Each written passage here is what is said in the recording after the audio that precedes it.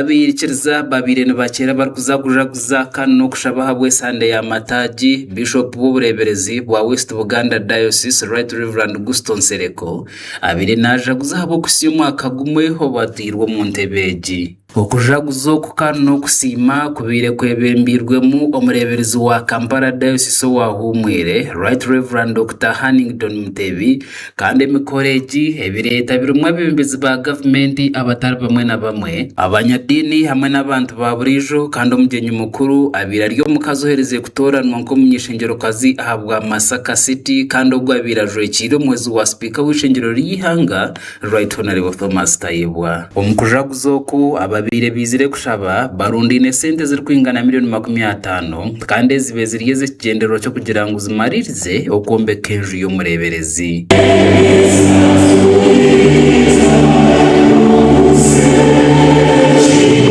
wabire nabura Right Reverend Hannington Mutebi ashabira abakristayo bona okureba ngo bikiriza kandi bayesasiza ahari ebi bakozere barikwetebekanisiza okuzoka kwa Yesu Kristo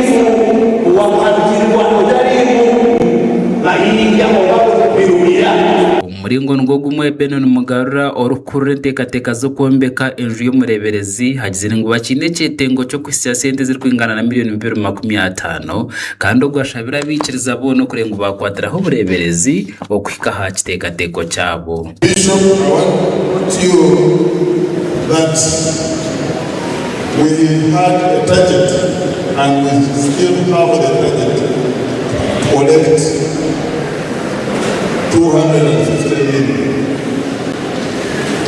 and we have used different strategies. I want to tell you that we have already collected most of the money. Omukugambaho kwa bembezi abatari bamwe na bamwe abashabira abakristayo okureba ngo bakwatanisa habwe ntunguka kandi batekana program za government omunkora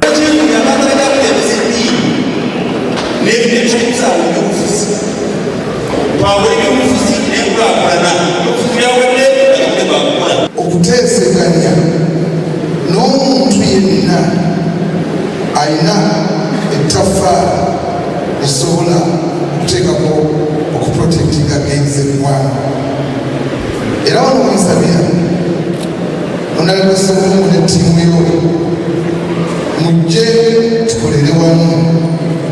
President awuliriza, President akola byonna ebisoboka kukolebwa. Umuringo ngo gumwe Pokino Judy Mugabe obwabire nagambaho ashabire abanyishengero abarigire kutoranwa okureba ngo bagaresu hamwe n'amasuko omuparlamenteji okutariyo kubatanasa abantu bagende babana bakamugenze ku parliament batani kubeera n'ekirira babalowooza ebintu babalowooza okwongeza emisolo babalowooza mu kweyongeza ensako babalowooza okwagulira emmotoka empya abalina amasoko babalowooza misolo okulinnya n'ebintu ebifaanana bwe bityo. Mbasaba abasaba ne bannyammwe mutuzeemu essuubi. Omukwerezayo obutumwa bwe Honorable Justin Namere kandi ohereze kutoranwa nko munyeshengero kazi ahabwa Masaka City kandi nuwomwe obirajwekire omwezi wa speaker w'ishengero Right Honorable Thomas Tayebwa ayemeriraho yashekera bona abuyabira yesimbere nabo kandi yagira ngo no kuza omukoti kujuruza nikibaso butabayamba kandi we naza korra abantu be nze ne bannanga abamu ekyatuleeta mu bufuzi tukoye abantu baffe okubeera mu politics w'ebigambo ffe twajja kukola politics w'ebikolwa.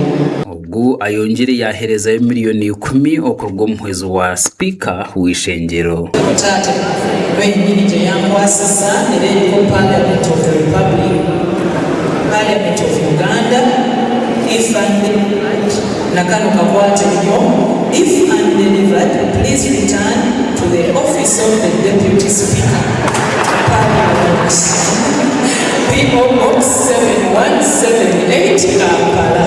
Kati engeri gye zidelivered byonna kambikuwo taata. Mulingo nugwo gumwe Bishop Nsereko Gusta omukuherezayo obutumwa bwe asiimira boona abambeerireho kwihanaatebwa mu ntebe kandi yayongera yasha abantu boona okukwatanisa okureba ngu bahika ahari ebyo eby'obureeberezi butebekanise kukora omu myaka 5.